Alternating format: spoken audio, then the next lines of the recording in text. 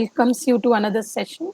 And today we have with us Jael Varma, a Hello. very hi, a very powerful and gorgeous personality. Before I introduce her, let me just give a small brief introduction of Conversationist Talking Cures. It is a mental health initiative, and we hope it is not just an initiative where when you need therapy and you need counseling, you come to, but what we hope is to start a movement to start so that everybody talks about it. We want you to share your stories. It should be, we want mental health. We want the stigma associated with mental health, and the taboo associated with mental illness to we want to break all those shackles, and we want people to tell their stories. We want conversationists strives to start a new way of conversing, and in this series we have today yet another powerful person, Joel. Please, Joel, I welcome you, and we are very privileged to have you here with us today. Joel is a postgraduate in mass communication, and she works as an account director at a private limited company, Bangalore. Uh, she's a poet and she's a writer, and she's published a poetry book called Living on the Edge in India, and was part of the anthology Women of Eve's Garden. 10 women poets across the world were chosen to be featured in the anthology, and she was chosen from India to be published at Washington, D.C. That's very commendable. And it was accepted by Library of Congress to be added to their library's general sections. Um, something there are people who have very beautiful stories, and there are people who don't shy away from sharing those stories. And for Joel, after she lost her single mother to cancer, and being her mother was a primary caretaker, she went into depression and PTSD, which took a toll on her physical, mental, and emotional health. Therapy helped her tremendously, and she consciously worked hard on her wellness, being aware of each and every emotion and thought process, which changed her life immensely. She now has reached a stage where she's perpetually in the moment and practicing mindfulness. And in memory of her mother, she has started Yes Purti Foundation Trust to help the poorest of poor with cancer,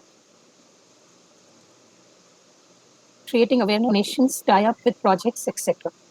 She's also into concept modeling and avid traveler and voracious reader. She attends TV shows as panelist to talk about women issues and current millennial problems. In a nutshell, she is one person who's turned her pain into power. She dreams big, lives life vivaciously, and I think and the beauty and all that shows it reflects. So welcome to the show, and I the first question I want to ask you is, from where how what has your journey been? But before that, I just cannot resist. There is one poem of yours I read, Life Keeps the Score. I mean, I was Yes. just, I think you should start. I would definitely want you to start with that poem. It's such a powerful one, and it went all viral, and it is. Yeah, I did. So, can you hear me, ma'am? Yes, I can. Yeah, Yeah, yeah. Joel. And thank you so much. When I hear somebody else talking about my journey, it feels like a movie, is this really did happen to me? Sort of a feeling. But yes, thank you so much for having me over. I'll start by reciting my poetry. Okay. Every time you grope a woman's breast and go home to be a good father to a daughter, life keeps a score. Every time you malign a woman's character, call her a whore, and go home to be an obedient son to your mother, life keeps a score. Every time you betray another woman, feasting on her love, and go home to be a loving husband to your wife, life keeps a score. Every time you sympathize with each victim you see on television, go home to beat the shit out of your wife, sister, mother, and daughter, life keeps score. Life always keeps score. Fantastic. My poetry is very raw, it's unpolished. So if it tend to scandalize a lot of people. You know what? Things that are unpolished, they are real. Nobody wants the Yeah, polished, sanitized version of things. So, Jael, yeah. tell us something about yourself and how have you reached? Of course, I read out a little bit about your life, but how did Mm-hmm. you reach from in your own words? How did you Okay. work through and everything? Yeah. So it's such a simple question, but so difficult. I was a single child to a single parent. My mother was a working woman. She was working as a deputy director for women and child development, Karnataka government. So my parents separated when I was young. So I wish my father sat me down and spoke. I would have understood. But parents always overlook such things and no, don't discuss things with their children, which is so important in the hindsight when I look back. So she was extremely workaholic, and I was left to tend for myself. Like that's when I started reading. So if I can certainly say, books nurtured me. In fact, it was my parents, my siblings, my best friend, everything. I started reading when I was 7. So I would want every one of you to read. You don't know how what it can do to you. And I started writing when I was 12. Okay, and I was extremely extrovert child.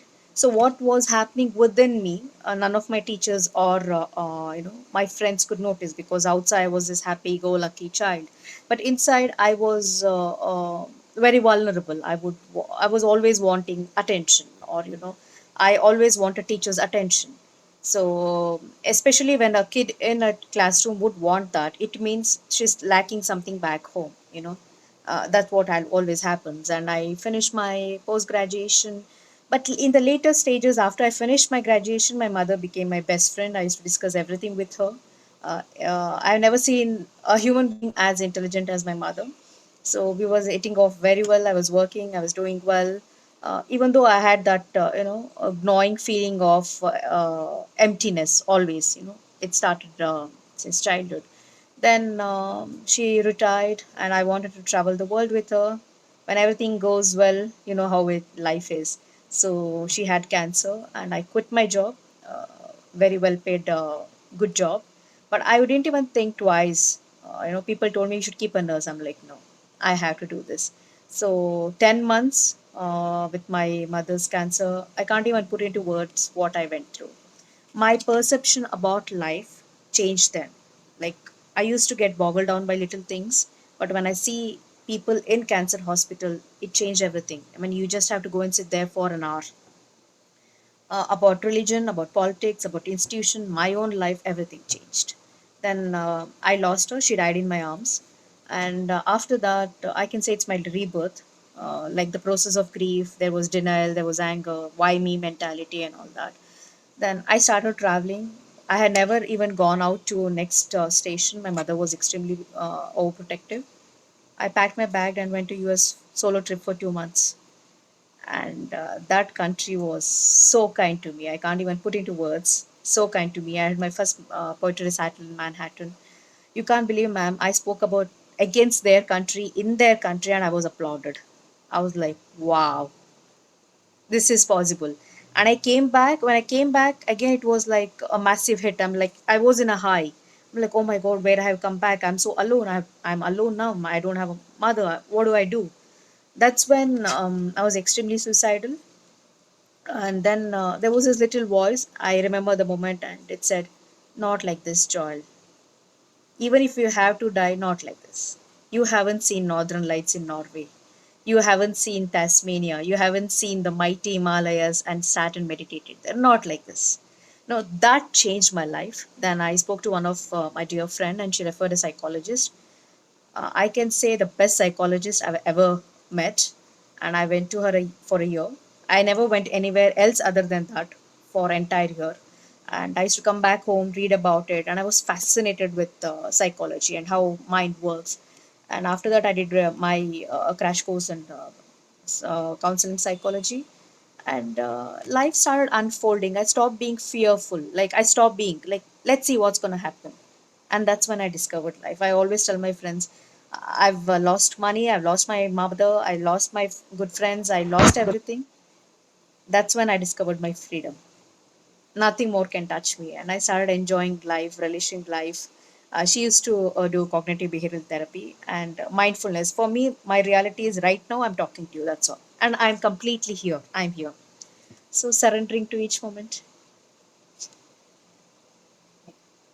It, I mean, that is the, in a nutshell, that's all life is all Yeah, about, in the yeah, moment and here. And uh, you know, it is it. You've moved on. You've done so many things. We read your posts, and please don't call me ma'am. It's just this, but I have read all your posts, and I wish I could show some of the modeling assignments you've done. They, yeah. and when you used to post those, we used to see those and all that. And I think, is it because you were in the moment that, even those modeling assignments, nothing, all those things, the highs, they never really. You're so grounded Yeah, I mean, as I told you, in when I every other was, foundation. yeah, when I was in the cancer hospital, I realized how fleeting life is. I'm like, we worry about our future, so we worry twice. Before it happens, we imagine and I worry. And when it happens, we worry. I was like, kuch bhi ho. Let's see. Like, what tomorrow comes, let's see. You know, that's how it is. So, any one poem that you like? Now, I first you recited what I liked. Uh, I will, Okay, this is my book, which yeah, I dedicated to my mother. I wish she saw this, but she was. And I accepted my mother's death also. I wanted to tell acceptance is very, very important, you know. Complete, like I am feeling sad, I'm feeling melancholic, and people say move on. No, be with the grief. You want to cry, you want to howl, you want to scream. Yes, be with the grief, surrender to it completely, but don't get attached to the grief because people can tend to get attached to the suffering also. Move on to next. I'm happy, be there, but don't get attached to happiness again. You yeah. move on, you know, like a river.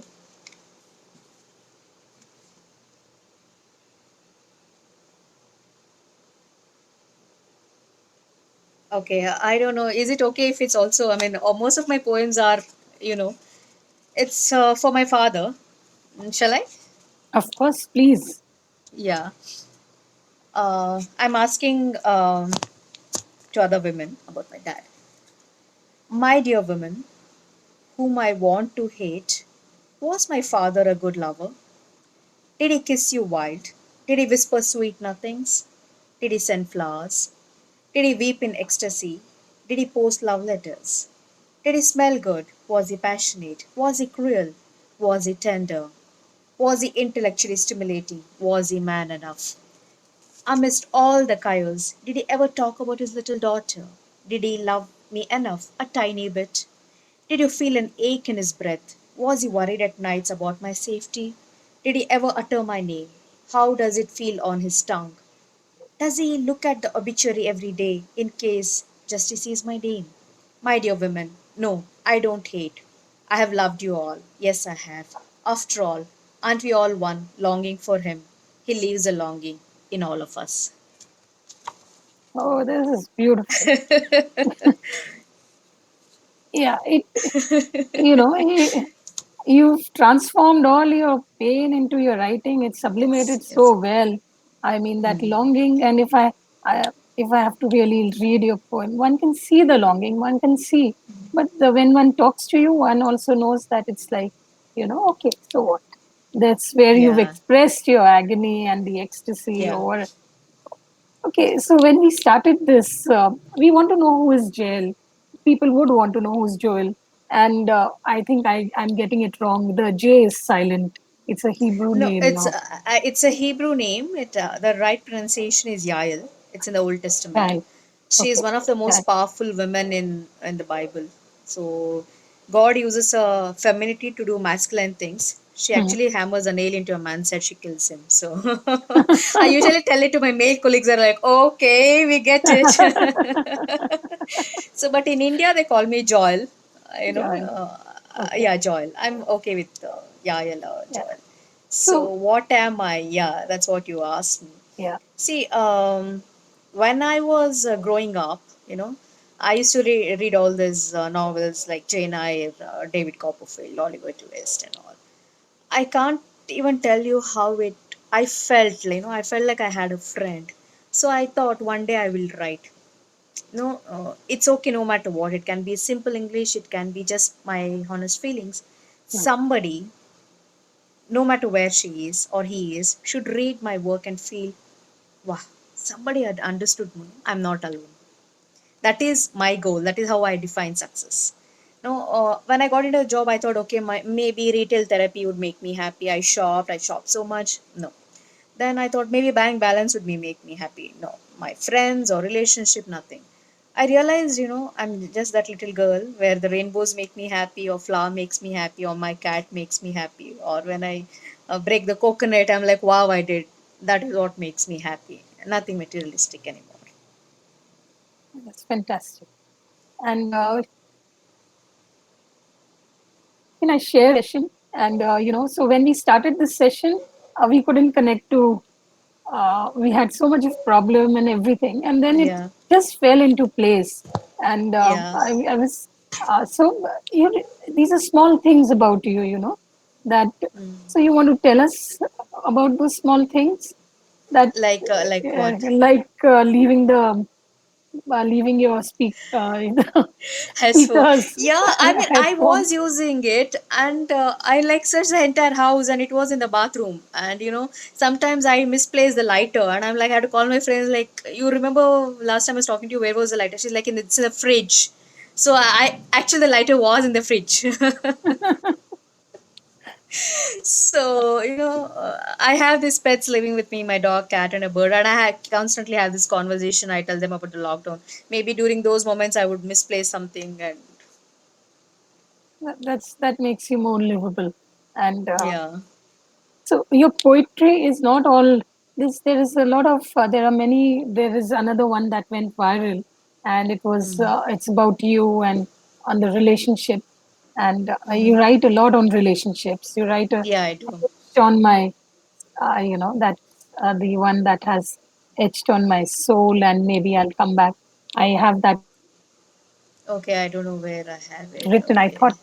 You've written that this one. My body is a battlefield waiting for you to. Okay. That one, you want to read that, or you Can want you me? read it for me? Of course. My body is a battlefield waiting for you to create symphony with scars, blood, dead bodies as instruments. Who knows? I might come back from the dead to dance to your tunes yet again, as always. Uh, is one. So you've written so many like these. You want to read out one more of your this for us? To the man I have loved. Yeah, to the man you've loved. No, it cannot be loved. No, if it's love, it's It's perpetual, right? How constant. can you Contact. stop Yes. loving? I had a different notion about love too. I when I was growing up, I believed in the concept of ownership. Okay. I love you, you love me. There was a like generally that's how the world works, right? Yeah. Then I told you after the rebirth, after my evolution, couple of recent, and I told if I love you, it's okay. Why should I expect you to love me back? Isn't that barter system? Isn't that business? That's That right. understanding also helped me so much because there was so much of less expectation. The one who loves does not love in order to be loved. Like what Radha had for Krishna, that's unconditional. I used to ask my mom, whenever I was a rebellious kid, I'm like, only if I'm a good child, if I listen to you, I'm a good daughter, or else I'm not. What if I go to jail tomorrow? Won't you love me? And she's like, where do you learn such things? I have these questions constantly. Only if we fit in a certain box, people love us. Why not love beyond it? Yeah. Okay.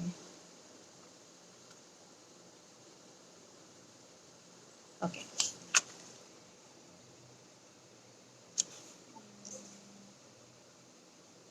Okay. She never loved him. He never bothered. They had their life running on parallel tracks. What connected them was their insatiable appetite. They understood hunger, its powers, dangers, risk.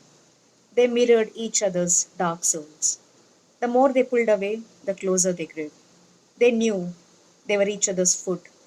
Yet, meeting would be their distraction, the end, and nobody knew if they ever met. That's very nice. Very nice. So, Okay, yeah, this one. I like this one. Shall I? yeah, of course, please. My gypsy lover, never let me know when you'll return because I won't wait for you. You pack your bags, carry your guitar and tissue papers with my poetry. We carry our love like musical notes, creating music for our various other lovers. I know very well you'll always look for a woman like me. You will never find one, and that's my victory. I have tattooed all those places, etched with your love bites. My entire body is inked. That's your victory, and I shall never wait for you. Never. Very nice. Very nice. So, what would you tell, people? Because, for some of us who've read or those who know you have seen you transform. But if you have to tell people to deal with all this, how would you tell them? Because it's one thing you've gone through the process. So, if you can break it up into bits and parts, because what would you tell people who are going through these difficult times and they have very few people to turn to, it's Yeah, it's I true. mean, virtually you've been all alone. So how would you, Yeah. how would you break it up into small things? Okay, so see, there are it can be the toxicity from can be from parents or spouse or children, or it can be loneliness. It can be their own mental well-being. In spite of being privileged, people will Hmm. say you have everything. Why you're depressed? You know. Yeah, So fundamentally, I would always tell this to other people, and I told this to myself. I'm talking from experience. Breathe. Breathing is very, very, very important. We forget to breathe. We always look outside. Take a deep breath. Like, it's okay, you're not alone. It's okay, you're not alone. It's not easy. You need not compare your magnanimity of your grief with somebody else. You might cry for your pet dying, or you might be in a war zone. You cannot compare these two. Your grief is your truth, and it's okay to feel that. First is breathe, and second is you have to write down. That's what I do right now. I strategically, for example, I'm hurt. The grief doesn't go away like that. There is something, there is a kind of a trigger. I'm like, okay, today at this time, this is what I felt. And I next is like what triggered me. It can be a friend saying something, it can be a parent saying something. I'll write that down. Is this true? What they're saying? If it's true, how will it bother me? It's like a pyramid. You have to keep writing, dissecting like onion peel, like yeah. next, then you'll get to the core. And the trigger is not this, that but something else. So breathe and write down. And nothing is permanent. Nothing, everything moves on. It goes. So I have lost my best friend to suicide. And I wish she spoke about it, but she never spoke about it. I'm fortunate to speak about things. And we expect our family and friends to understand, and sometimes they don't. So we can't blame them because they don't have the mental bandwidth to understand because they're not psychologists. So in case if you can get in touch with a counselor, it's okay. Talk to her. There are telephonic counselors. You can meet them. Please talk to a psychologist or a counselor. It's a very powerful message because Yeah. most people don't. You've also worked with millennials, you say that. So, what do you think are the issues that millennials are facing?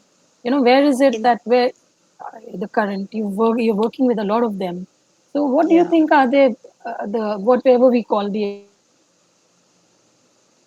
existential crisis? Are the trigger points that crisis? Actually, I'm also a millennial, but still, Yes. yeah. So, instant gratification. That's the problem. See, we are living in a world of Swiggies and Zomatos and all. They want to be instantly gratified. Like they want something, they want it right away. They crave something, they want it. Like I think that is what is actually affecting them, and they seek validation outside. The world of social media. I love social media. Like I've met amazing friends and all that, but wanting that validation from it. Like, I have this amazing picture, why did I get only 200 likes? My friend got 400 likes.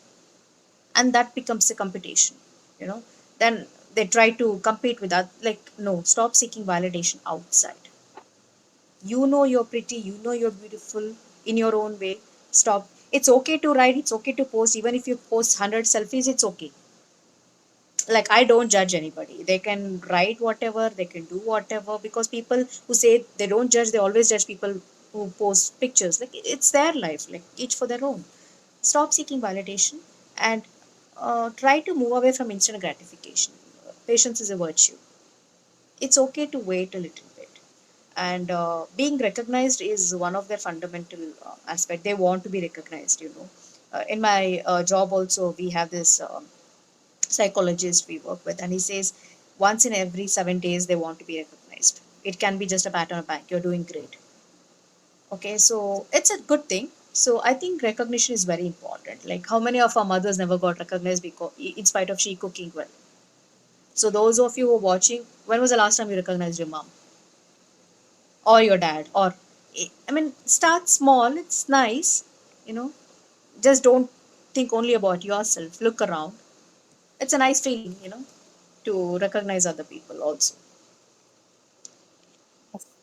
Yeah. So one millennial advising the other. I hope they will listen. Yeah, yeah. And also, I think all these baby boomers, millennials, and all that, uh, it's also about experiences. You know, I have friends across the age group. I've seen 65-year-old men, you know, craving for love, attention, and I've seen an 18-year-old guy who's extremely mature. So I don't believe in age. I have a friend who's 64 and she's having so much of fun in life, and I've seen a 20-year-old girl who feels like she's dead. So Yeah, that age, is I right. don't believe in that. It's about what you feel within. So when we are while we are discussing this, and this, how are Hmm. you dealing with the lockdown? Okay, Because I used to tell my friends I was quarantined before quarantine, so I know how, I because during know. depression I never went out. So it was okay initially because I never missed people as such. I was reading and all that. But eventually, when, you know, I saw people losing jobs, we had salary cards and all that, then it slowly crept in. Oh my God, what? And fortunately for me, I'm a good financial planner also. I don't have loans as such. I'm not dependent on somebody. So that also I'm little okay because I don't have much of financial, burden. Uh, but the freedom of not having to go out and do, and the fear, like even if I have to pick up the milk packet, that fear which is, and I don't like that fear. Gradually it became little, you know, difficult, because the fear is what I've always been trying to get away from, and the collective consciousness of the society is fear right now. And I think most of us, some of us admit and some don't. It's not a good feeling, but we are all coping up, so we don't have a choice. Yeah, we don't have a choice. Yeah, And we don't have a choice. what is your one coping mechanism? Of course, besides this, but I do you how do you maintain the Of course, you would be doing mindfulness, but what is the other anything dance or something that keeps you on your toes Yeah, and I dance a takes lot. Yeah, and um, I climb the stairs and get down, go up, go and come down. Like, I count stairs. That actually has helped me also. And I drink water, and I take bath. Trust me, it helps a lot. I take bath. So these are all the things which we don't give importance to. And I sit in the balcony, and on the terrace I look at the stars. So I try to go away from that. You know, I don't watch news, and that's helped me a lot. I don't watch news. I just follow one of my friend, like, no, lockdown extend hua ki nahi, like, tell me what is the basics. I don't watch news. I think people should stop watching news. that's sane advice going by. Yeah. And so if you could recite one more poem for us today. Okay.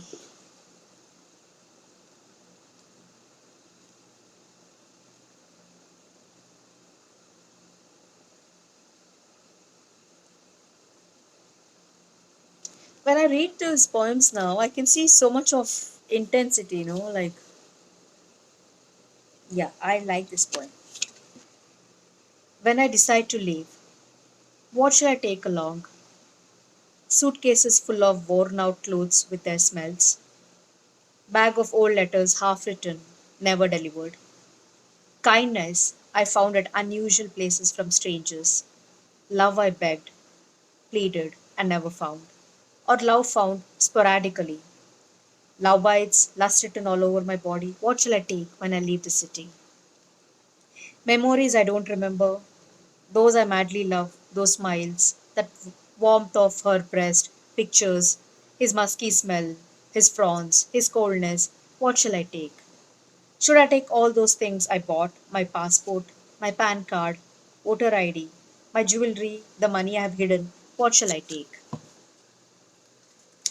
My broken heart, those abuses, bruises, the lost innocence, dreams shattered, cruelty, my own madness, or my sensuousness, twinkle in my eyes, my smile, my laughter, my ample love, my curves, and my emptiness. I know not. What shall I take when I leave this city? Maybe I shall walk naked, taking nothing along. I know nothing is mine, nobody is mine. I am nobody. I shall be gone with no traces, no trail. I shall be gone. I just remember the migrants when I recited this. So Yeah, that's one other crisis that you've been. I think I'm going to write a poem after this. Something hit me right now with the same essence but on a different topic. Okay. And if you have to, if you when you recall what as what your mother and she's been the influence in your life was this. I was something. So there were some things that you put out a post saying that okay, this Mm. she said, I agreed. This not done. So Yeah, you want to tell us about all those things and how you yeah. I mean, negotiated? actually, Yeah. mm.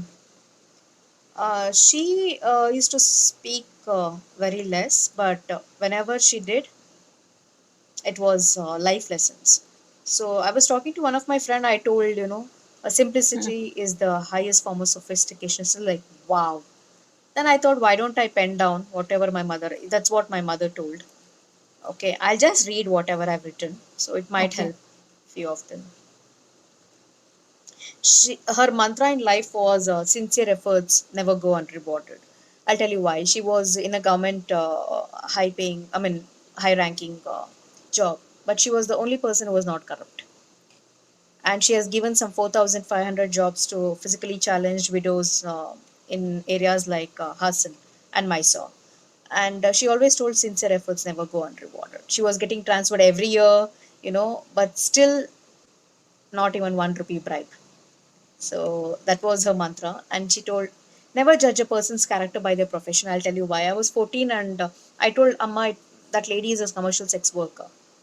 And she got so angry and she told, how can I judge a woman by her profession? That's her profession. Prostitution is a profession. That's not who she is. Never judge a person by their profession. I was like, wow. No, that's a phenomenal advice because a lot of people out there judge people based on their profession.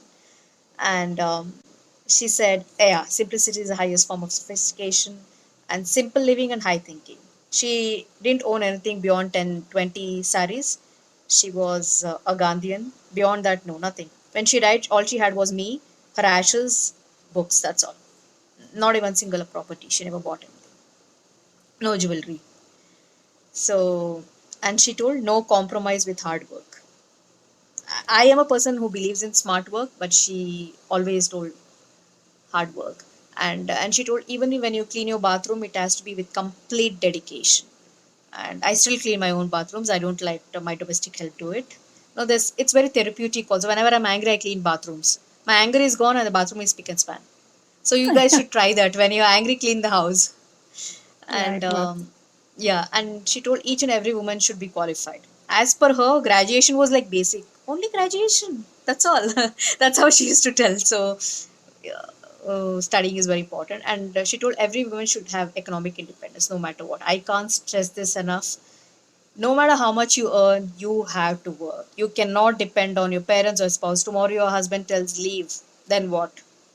You have to have economic independence, and it gives you a sense of confidence. I can't even explain in words how much today I'm confident irrespective of what has happened to me. It's because I'm economically independent.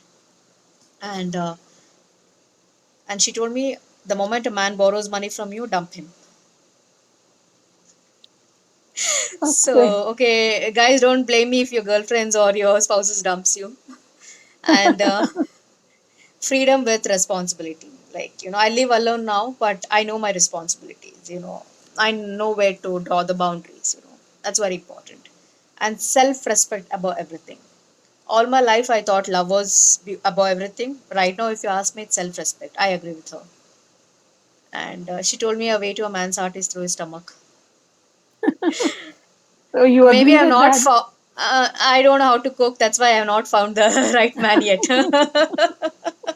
I'm learning. I might. Okay. So read, read, read. I can't stress enough. She was a voracious reader herself, and I have some 4,500 books today. So please read. And she always used to tell, my hands are not greased. Whenever a politician used to come and give dhamki, she's like, do whatever you want, my hands are not greased.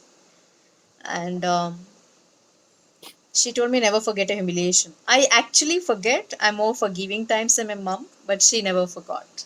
So always be punctual. I try to. Mhm. Not proud to say that I'm always on time. Yes, Yeah. and she told me colleagues can never be your friends, and it has to be professional. You cannot go and share about your personal life with them. She told, always have that demark, like colleagues and friends are different. They cannot be. But I have had good colleagues who are my friends. Maybe after I quit the job, so that's what she believed. And appearance and approach, two important is. Even I believe that. I'm not saying you have to be decked up like a circus monkey, or you just have to be, even in spite of whatever you believe, your appearance is very very important. You have to look clean. You have to dress clean. And approach, the way you approach a person. And I am a person who believes in manners. The way you shake hands, the way you give your cards, the way you open the door or pull a chair, very, very, very important. Chivalry.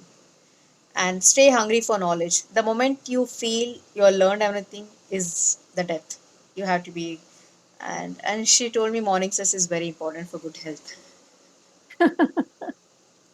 And and she told donate each month. I do even now, whatever I can. Not a huge amount, whatever I can afford, I do it. And always save for a rainy day. I can't stress enough. I'm sure all of you, the lockdown would, those who are doing well know that, whatever you saved else. And gender equality and equal pay, no matter what. If you're doing the same job as your colleagues, you have every right to ask for the same pay. Wake up early and wear cotton clothes. She always told her, but now I usually wear clothes which come from the earth, like silk or jute or cotton. And she always thought anything more than necessity is robbery. That's a very, very beautiful. Yeah. And you have to be hygienic, very important. And she told the man, the day a man hits you, you have to leave. No choice, no compromise. Or maybe I was at fault. No, the day he hits you, it's out. That's what she told Powerful. me. Yeah, Very it's powerful. powerful. Yeah. And if I have to, if we have to ask you one moment that you really treasure, which is your, what would you describe as your best moment or best memory that you just, even if you're anytime you just think of it and it kind of just takes you to a different world. Yeah, it's usually, if I have to think, yeah, I have had a great conversations with my mom, which I treasure the most.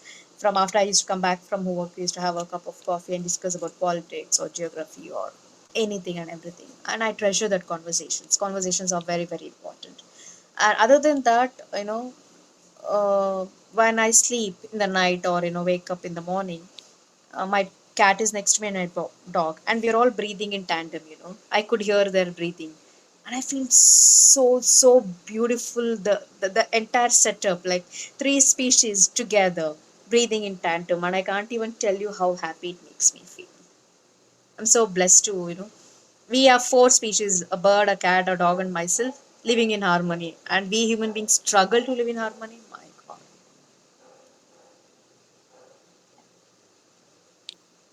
And it's, you, this is so beautiful. Yeah, that's one thing that always stands out, even otherwise. The difference between a very an ordinary person like and an extraordinary person is just the sensitivity.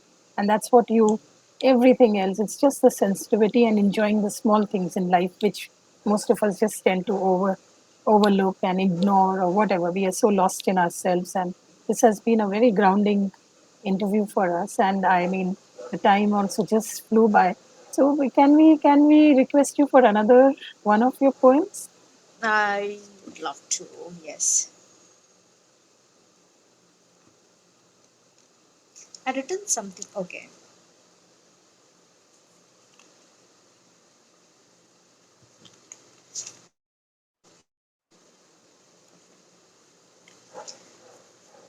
They confessed their truths for the first time. The world kept their lies well. Truth pierced them like a spear. It wasn't that bad. Able to tell the truth, they were drunk with love that couldn't ever be erased. Truth and love, what a beautiful combination. They were lovers, stabbed by the pine needles of love and truth. They brought each other pebbles, daubed with tenderness and warmth, every time they lied to the world. They crooned love songs, whispered the truth to each other's neglected ears because they lied to the world. The world looked beautiful with their best kept lies, and the truth was safe in their arms. Very beautiful, very beautiful. And we, if there are any questions anybody would want to ask, you can ask, because I mean, if there are any other questions, I don't know if you can see the comments. Well, there are a lot of people No, are. I can't. How do I So see it? I'm so new to all this. I feel so there are, ancient. yeah, there are. They're saying you're speaking directly from the heart, and there's Sonia who says that authentic, no hypocrisy. Wait till we start facing reality, raw, brutal truth about how bad the situation is, and in India is, and how hard it is to speak up.